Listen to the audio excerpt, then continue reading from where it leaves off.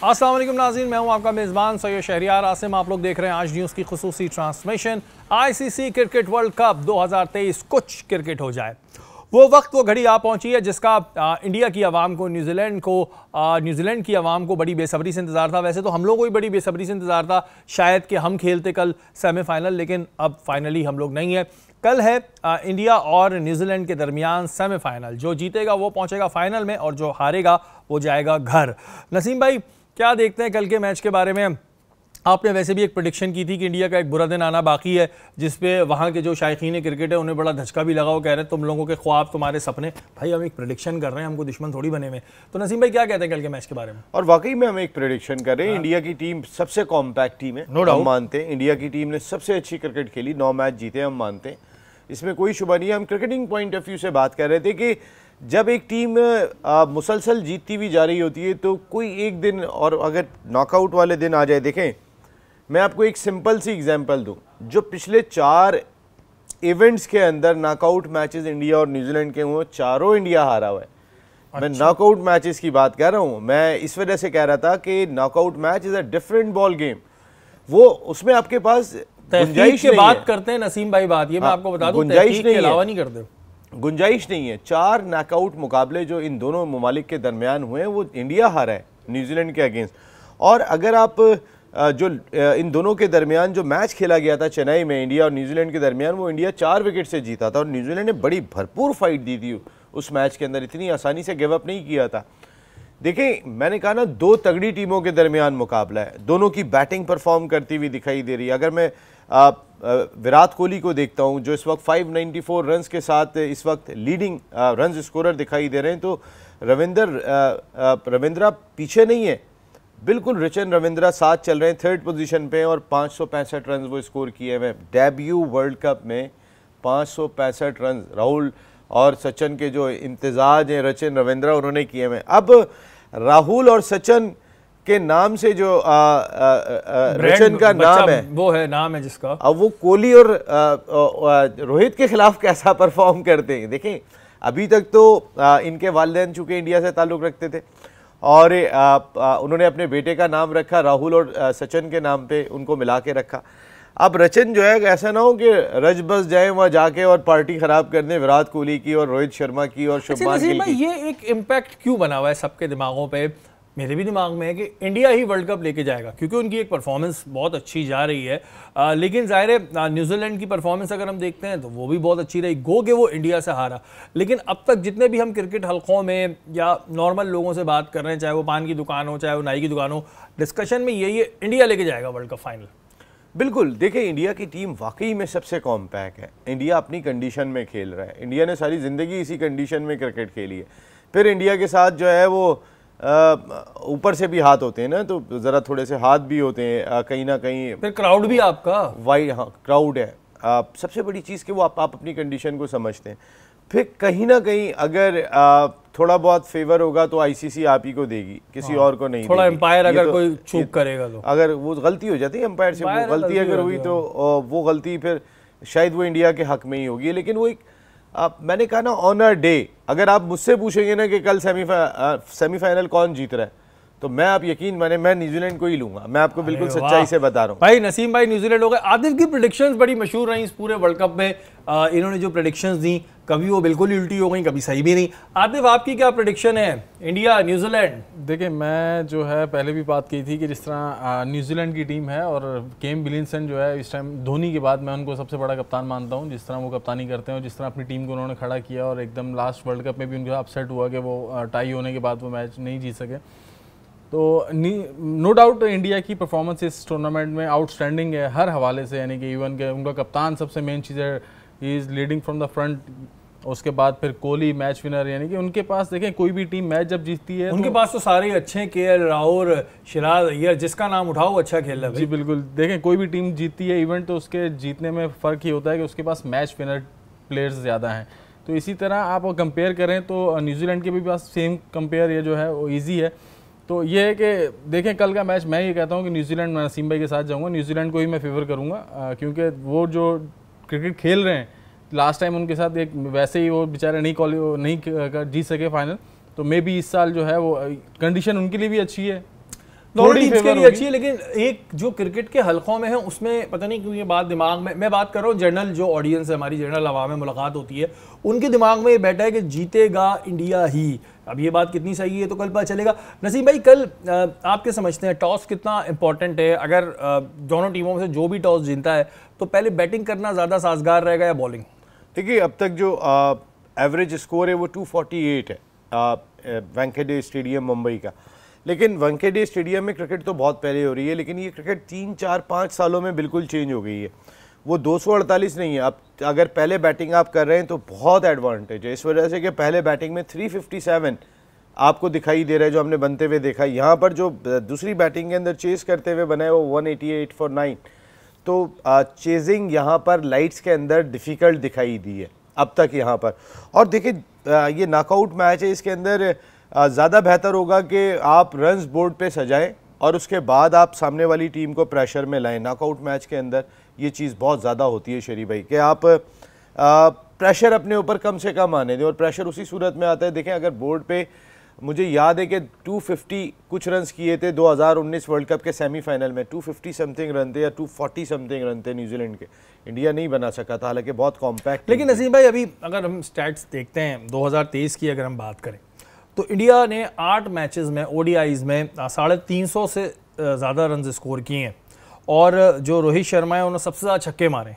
तो इस वक्त जो इंडिया के प्लेयर्स हैं, जो इंडिया की टीम का इस वक्त में इम्पैक्ट नज़र आ रहा है, तो आपको नहीं लगता कि न्यूजीलैंड की टीम पर भारी ही पड़ना है उन्होंने? राउंड मैच और सेमीफाइनल मैच ये दो बिल्कुल मुख्तलिफ चीज़ हैं। मैं आपको कह रहा हूँ ना कि कभी कभी ऐसा होता है कि आप ड्राइव लग रहे होते हैं राउंड मैचों के अंदर, प्रेशर इतना नहीं होता। वो भी तो ये जहन में रख के आएंगे ना। देखिए, मैं आपको बताऊं प्रेशर किस पे होगा। प्रेशर इंडिया पे होगा। इंडिया अपने क्राउड के सामने खेल रहा है, अपनी कंडीशन में खेल रहा है। न्यूजीलैंड फेयरलेस क्रिकेट खेलते हैं। आपने देखा था जब 400 रन करने के बाद भी हार गए थे वो पाकिस्तान के खिलाफ, तो उनके कैप्टन को देखें, विलियमसन मुस्कुरा रहे थे, हंस रहे थे कि it's a wonderful game, we enjoyed a lot. उनका सोचने का अंदाज ही मुख्तलिफ है। देखें, 4 साल पहले न्यूजीलैंड टीम बहुत अनलकी रही थी।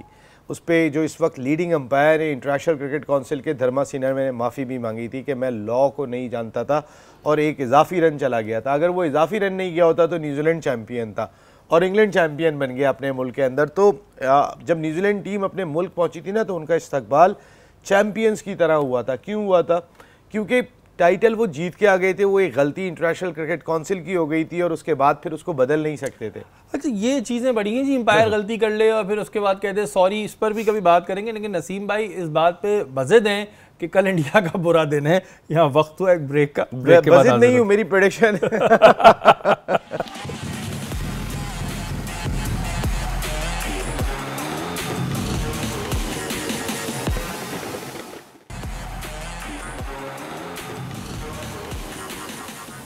वेलकम बैक नाजरीन, आप लोग देख रहे हैं आज न्यूज़ की खुसूसी ट्रांसमिशन। कल एक बड़ा दिन है इंडिया की आवाम के लिए, न्यूजीलैंड की आवाम के लिए, क्योंकि होने जा रहा है सेमीफाइनल। ब्रेक से पहले बात हो रही थी एम्पायर्स की गलती के हवाले से। नसीम भाई, एक ज़रा सा मेरे जहन में सवाल आया, जब सबको पता लग गया कि एम्पायर से गलती हुई है तो दोबारा मैच नहीं हो सकता? ऐसी एक जहन में सवाल आया, क्योंकि मुझे इतना नहीं पता क्रिकेट का। तो जो हो गया सो हो गया, बस ये होता है। ये तो ज़ाहिर है, अब बार बार तो उसका रीप्ले नहीं हो सकता। उस मिस्टेक पे धर्मा सिन्हा ने माफी भी मांगी। उनकी माफी से हमारी चैंपियंस ट्रॉफी तो चली गई और वर्ल्ड कप चला गया न्यूजीलैंड का। लेकिन मैंने आपको कहा ना, ये नेशन बहुत मुख्तलिफ है, ये बड़े डिफरेंट अंदाज से तो अभी तक क्रिकेट में कोई ऐसा रूल नहीं बना। टाइम आउट का रूल हमने देख लिया और भी रूल देख लिए, ये भी रूल बनाया गया जी अगर एम्पायर से गलती हुई है तो दोबारा करें। ये तो यार ज़्यादती है नसीम भाई। अंपायर का फैसला कहते हैं आखिरी है और इंटरनेशनल क्रिकेट काउंसिल के अंपायर्स हैं वो। और अगर अंपायर के फैसले भी अब चैलेंज करने का एक तो तरीक़ेकार आ गया है रिव्यू ले लें, लेकिन अगर बहुत सारी चीज़ों में अंपायर को आप चैलेंज करेंगे तो ये खेल और ज़्यादा मुश्किलात में पड़ता चला जाएगा। इसलिए बहुत ज़्यादा चैलेंजेस से निकालें अंपायर को और अंपायर के लिए आसान करें। मिसाल के तौर पर हारिस रऊफ ने आउट कर दिया था, वो हम साउथ अफ्रीका वाला मैच जीत गए थे, वो हमें 2 पॉइंट मिले होते तो हम सेमीफाइनल में हम खेल रहे होते। इंग्लैंड से भी हार गए। नहीं, वो उस वक्त हो सकता है सूरत हाल मुख्तलिफ होती, लेकिन वो एक मैच हमें मोमेंटम देने वाला था। जो हम लड़ गए थे, मुकाबला किया था, अफगानिस्तान से हार के आ रहे थे, 3 मैच हार के आ रहे थे। वो एक फैसला अगर हमारे हक में अंपायर उंगली खड़ी कर देते तो वो आउट था, क्योंकि टच हुई थी जाके, अंपायर कॉल के ऊपर नॉट आउट हो गया था वो। ये वैसे बड़ी जाती है और मैं बता दूं ये आईसीसी के जो एम्पायर्स हैं ना, ये गली मोहल्ले में एम्पायरिंग नहीं कर सकते, क्योंकि गलत फैसले के बाद यहाँ पड्डा शुरू होता है। नसीम भाई, बात अगर हम करते हैं न्यूजीलैंड और इंडिया की बैटिंग के हवाले से। कौन से प्लेयर्स हैं जो दूसरी टीम के लिए बड़े ख़तरनाक साबित हो सकते हैं, इनके क्या स्टैट्स हैं और कौन सी टीम को ये अप्रोच करनी होगी कि जब सामने वाले ये प्लेयर्स आउट करें तो स्कोर रुकेगा? देखिए, अगर रोहित शर्मा को स्टार्ट में आउट किया न्यूजीलैंड के बॉलर्स ने तो ये एक बहुत बड़ा डेंट होगा इंडियन क्रिकेट टीम पे। इस वजह से होगा कि जो एक फ्लुएंट आगाज़ दे रहे हैं इस वक्त रोहित शर्मा, उसका कोई कंपैरिजन नहीं है। वो चेन्नई में भी ऐसा आगाज़ दे रहे हैं, वो वेंकटे में भी ऐसा आगाज़ दे रहे हैं, वो चिन्ना स्वामी स्टेडियम बेंगलुरु में भी वैसे ही स्टार्ट दे रहे हैं कि उनके लिए पिच ऐसी बनी हुई है, उनकी आई इतनी सेट हुई हुई है और वो खेली टीम के लिए रहे हैं। वो आते हैं और अपने स्टाइल से बैटिंग करते हैं और अपनी टीम को बेहतर स्टार्ट देने की कोशिश करते हैं। लेकिन अगर जल्दी आउट किया, it's a different ball game. मेरे ख्याल में केन विलियमसन और विराट कोहली का रोल बहुत इंपॉर्टेंट होगा। दोनों 3 नंबर पे बैटिंग करते हैं। दोनों दुनिया के जो 5 बैटर की हम बात करते हैं, 4 बैटर की बात करते हैं, उनमें आते हैं विलियमसन भी और विराट कोहली भी, जो दुनिया जिनके ऊपर बात करती है, और दोनों 3 नंबर पे बैटिंग करते हैं। ये बैकबोन है अपनी टीम की। और विलियमसन और विराट दोनों ऐसे प्लेयर हैं कि बड़े मैच के अंदर ये परफॉर्म करते हैं। तो ये जो 3 नंबर का स्लॉट है, ये सेमीफाइनल में बहुत इंपॉर्टेंट होगा। देखिए, अगर मैं कंपैरिजन करता हूँ बैटिंग डिपार्टमेंट में तो 594 कोहली के रन मुझे दिखाई दे रहे हैं, डिकॉक के 565 जो अगले सेकंड सेमीफाइनल खेलेंगे। लेकिन अगर इन टीमों की बात करूँ तो इसमें 503 रन मुझे दिखाई दे रहे हैं, 565 रन मुझे दिखाई दे रहे हैं रचन रविंद्रा के। रोहित शर्मा के 503 रन दिखाई दे रहे हैं। इसी तरीके से श्रेयस अय्यर के 421 रन दिखाई दे रहे हैं, 418 रन डैरिल मिचेल के दिखाई दे रहे हैं। शायद विलियमसन के ज़्यादा रन होते, लेकिन जब वो वर्ल्ड कप में आए थे तो अनफिट थे, फिर उनका अंगूठा टूट गया वर्ल्ड कप के दौरान में। लेकिन उसके बाद जो पाकिस्तान के खिलाफ उन्होंने बारी ली थी वो भी देखने वाली थी। हमारी बारी में सबके अंगूठे सही हो जाते थे वैसे। हाँ, बस ये होता था कि हमारे अंगूठे खराब हो जाते थे। हमारे अंगूठे खराब हुए थे। बैटिंग अगर हम ऑर्डर पे बात करते हैं तो दोनों टीम्स के जो है वो पलड़े बहारी हैं। हम किसी को ये नहीं कह सकते कि जी ये वीक है। और नसीम भाई ने बताया कि तीसरे नंबर पे जो आ रहे हैं, जैसे विराट कोहली आ रहे हैं और दूसरी तरफ से न्यूजीलैंड की तरफ से भी आ रहे हैं, तो वो एक बड़ा इंपॉर्टेंट रोल प्ले करेंगे। अब ये तो कल ही पता चलेगा कौन कितना इंपॉर्टेंट रोल प्ले करेगा। आते बॉलिंग साइड पर आ जाते हैं, बॉलिंग डिपार्टमेंट में आए थे। इंडिया के बॉलर्स तो इस वक्त में छाए में, बहुत से लोगों ने तो ये भी अफवाहें उड़ा दी कि बॉल में कुछ किया हुआ है, लेकिन वो एक ज़ाहिर अफवाह यूँ पड़ रही है, यूँ आ रही है। आपको क्या लग रहा है दोनों टीमों के कौन से बॉलर से कल ज़्यादा उम्मीदें हैं? देखें, जिस तरह थ्रू आउट अभी दोनों टीमें परफॉर्म करती हुई आ रही हैं, इवन के अब इंडिया को देख लें तो वो जैसे आपने बात की कि बॉल का एक हवा उड़ी हुई, बॉल चेंज हुआ, ये हुआ, ऐसा कुछ नहीं है।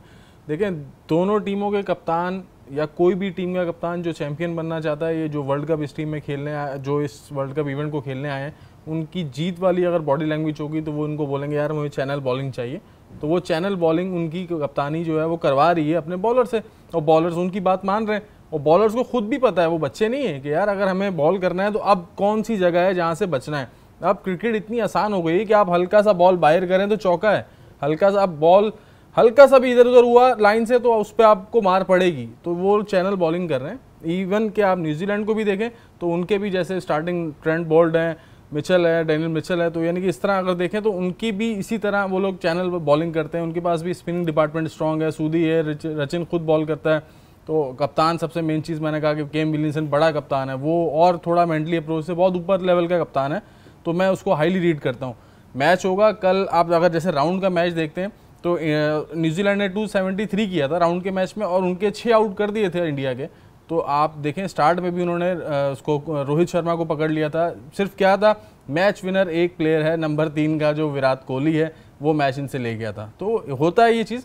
आप देखेंगे तो अगर कंपेयर करें दोनों टीमों को तो मैं समझता हूँ मैं न्यूजीलैंड को ही फेवर दूंगा, क्योंकि उनका माइंडसेट और आज ना आतिफ भी इस बात पे होगा नहीं न्यूजीलैंड को ही दूंगा भाई, उनके इतने अच्छे बॉलर हैं, बुमराह है, सिराज है, शामी है, इनको कोई नहीं देख रहा। अच्छा नसीम भाई, एक बात करते हैं हम लक की। लक भी बड़ी इंपॉर्टेंट होती है।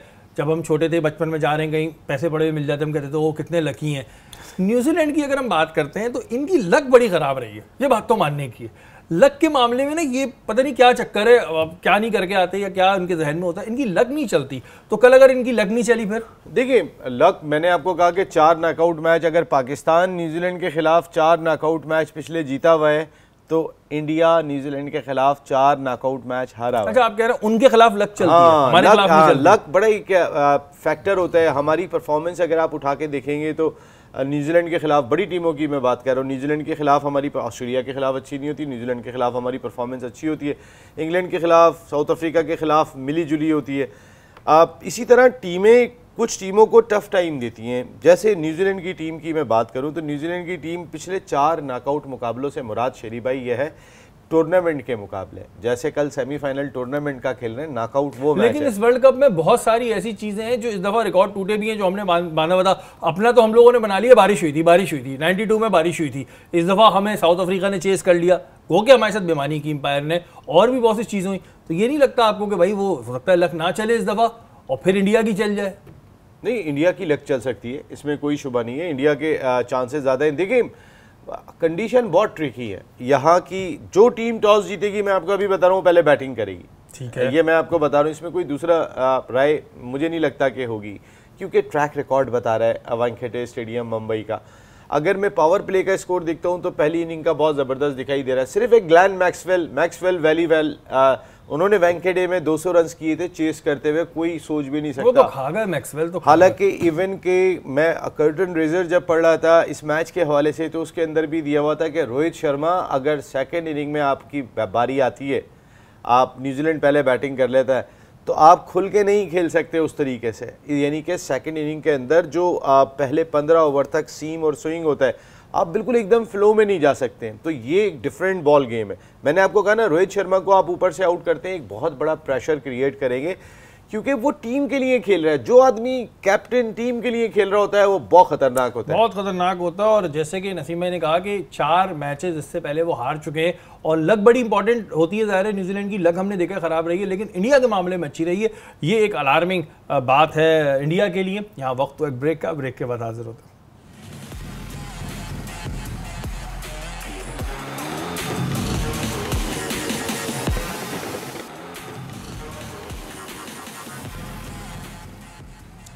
वेलकम बैक नाज़रीन, आप लोग देख रहे हैं आज न्यूज़ की खुसूसी ट्रांसमिशन। और डिबेट यहाँ पर ये हो रही है, जो हमारे दोनों तजिया निगार हैं वो कह रहे हैं कि न्यूजीलैंड जो है वो कल मैच जीतेगी और इंडिया का कल जो है वो दिन इतना अच्छा नहीं होगा। लेकिन जो आवाम है और जो हम लोग हैं, हमारे जहन पे एक ऐसा प्रेशर बैठा हुआ है कि हम कह रहे हैं कि यार इंडिया तो फाइनल भी जीतेगा, ऐसा चल रहा है। नसीम भाई, बात करते हैं दोनों टीमों की बॉलिंग के हवाले से। जैसे कि आतिफ ने उस वक्त ये कह दिया था कि जी उनकी बॉलिंग में ये अच्छा है, तो भाई बुमराह, शामी, सिराज, उनके भी अच्छे अच्छे बॉलर्स हैं, उनको हम नज़रअंदाज थोड़ी कर सकते हैं।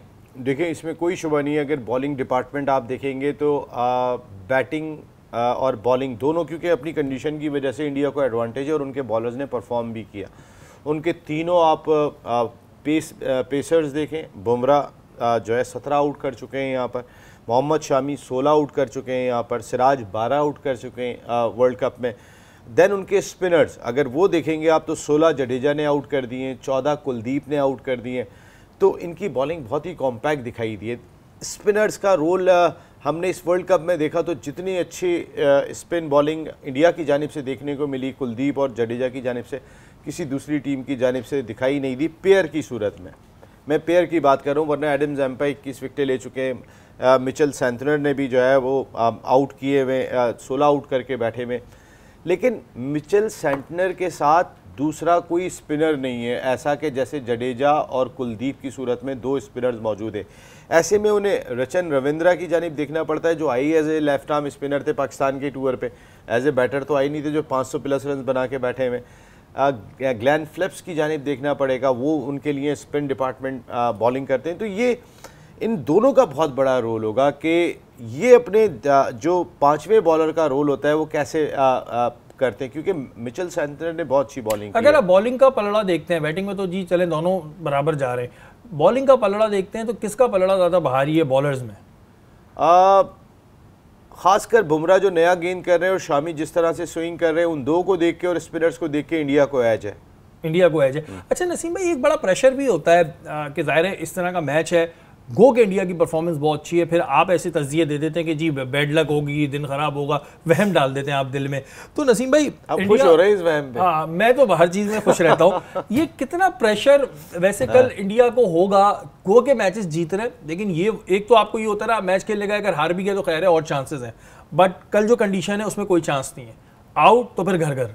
ऐसी कंडीशन में फिर इंडिया की आवाम एक तरीके से बड़ी एग्रेसिव हो जाती है, क्योंकि उनको भी पता है कि अगर हम हारते हैं तो ये हमें छोड़ेंगे नहीं, और उनके जो तजिया निगार है वो तो फिर और 4 की 5 लगा के बताएंगे। तो इतने ऐसी सिचुएशन में, और ये न्यूजीलैंड में नहीं होता, न्यूजीलैंड में ये नहीं होता, तो ये प्रेशर कितना नुकसानदेह हो सकता है इंडिया के लिए? ये प्रेशर बहुत बड़ा है, ये प्रेशर बहुत ज़्यादा है। देखें, आवाम का प्रेशर, अपने क्राउड में प्रेशर। मैं जब राउंड मैच खेलता हूँ ना, मुझे पता है 9 मैच बाकी हैं, एक में हारूंगा तो मैं कम बैक करूंगा, मेरा दिल इतना बड़ा होता है, मेरी परफॉर्मेंस का लेवल ही डिफरेंट होता है, नो डाउट। और क्राउड भी इंजॉय कर रहा होता है। अब क्राउड भी सहमा हुआ आया है, ये मैच हारे तो बाहर, खिलाड़ी भी सहमा हुआ आया है, ये मैच हारे तो बाहर। तो ये एक माइंड गेम होगा, ये एक नॉर्मल गेम नहीं होगा। इसको मैंने कहा ना कि जिस टीम ने पहले मैच को ग्रिप किया हो फिर वो छोड़ेगी नहीं। अब वो इंडिया करने में कामयाब हो जाए। कल टॉस का बहुत ही इंपॉर्टेंट रोल है। वेंकटेश स्टेडियम में मोस्टली जो टॉसेस जीते और उसके बाद उन्होंने पहले बैटिंग का फैसला किया, वो एक्सेप्शनल था जो मैक्सवेल कर गए थे। तो वरना आप अगर ट्रैक रिकॉर्ड उठा के देखेंगे, करिश्माती उनके अंदर वो चीज आ गई थी, अदरवाइज हमने मैक्सवेल जैसी इनिंग हमने देखी नहीं है। अच्छा नसीम भाई, हमारी वैसे आवाम का दिल अब बड़ा हो गया है। कुछ लोगों ने बाबर के तो हक में भी आ गए, लाहौर में नारे मार दिए। वो जो रिएक्शन इंडिया में आ जाता है वो अब हमारे वालों में नहीं आता, ठंडे पड़ गए हम, शुक्र है। ज़ाहिर अब तो या हम सोशल मीडिया पे वो उतार लेते हैं अपना गुबार। काफ़ी रिलैक्स है। देखिए, उनकी आवाम बहुत है। हाँ, आप अपनी आवाम से उनको कहाँ कंपेयर कर रहे हैं। और सबसे बड़ी चीज़ ये कि उनकी आवाम के पास ऐसा लगता है टाइम बहुत है। देखिए, 2 एक्टिविटी है उनके पास, अगर बड़ी वाली एक्टिविटी क्रिकेट, सैनमा, ये 2 बड़ी एक्टिविटी। हमारे पास सिर्फ क्रिकेट ही है। हमारे पास हमारा सैनमा इतना स्ट्रॉन्ग नहीं है। जो बाकी हम पे परेशानियां इतनी है, बिजली पानी ऐसे में फंसे रहते हैं इस वजह से हमारी, लेकिन आवाम का दिल बड़ा हो गया। मायूसी की अगर हम बात करें, शादाब को ख्याल आया जी, शादाब ने एक स्टेटमेंट दिया है आतिफ कि मैं बहुत मायूस हूँ खुद से भी, और मैं एज अ बॉलर अगर परफॉर्मेंस देता तो नतीजा कुछ और होता, और बड़े मायूसी का उन्होंने इज़हार किया है। अच्छा, अगर आप को इस चीज़ का आइडिया था कि आप परफॉर्मेंस नहीं दे पाएंगे तो फिर as a vice captain world cup में जाना बनता नहीं था। अगर एज अ हम मुहिब वतन सोचें कि हमें यार नहीं जाना चाहिए था, हमारी परफॉर्मेंस नहीं है, लेकिन अब वो मायूसी का इजहार कर रहे हैं। देखें, अगर परफॉर्मेंस की बात कर रहे हैं तो अव्वल तो उनकी वर्ल्ड कप के स्क्वाड में ही जगह नहीं बनती थी। वो तो सिर्फ यारी दोस्ती थी बाबर की, तो जिसकी वजह से वो ज़िद में वाइस कप्तान बना के ले गए कि मुझे यही वाइस कप्तान चाहिए।